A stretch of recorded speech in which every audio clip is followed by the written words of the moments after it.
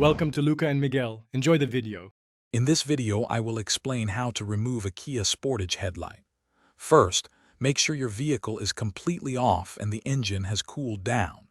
You'll want to gather some basic tools, including a ratchet, a socket set, and a trim removal tool. Take a moment to locate the bolts and clips that hold the headlight assembly in place. Some models may require removing part of the bumper or grille for full access. Now, let's get to unfastening. Depending on your Sportage model, you might need to remove a few clips from the grille or bumper to gain better access to the headlight.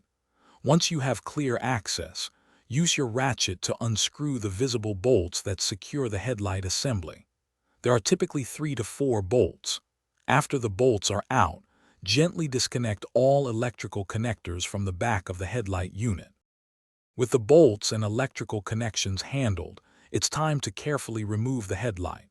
Gently pull the headlight assembly forward.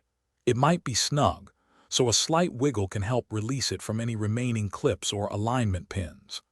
Double check for any hidden fasteners you might have missed. Once free, carefully lift the headlight out and place it in a safe, clean spot to prevent any damage. To reinstall, align the new headlight assembly with its mounting points and gently push it into place until it seats correctly.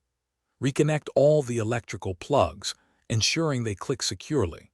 Remember to check the description for a link to leak-proof meal prep containers and other great deals. Finally, before you put everything back together, turn on your vehicle and test all headlight functions, including high beams and turn signals, to confirm everything works perfectly. Thanks for watching and please subscribe. It's the best investment you'll ever make.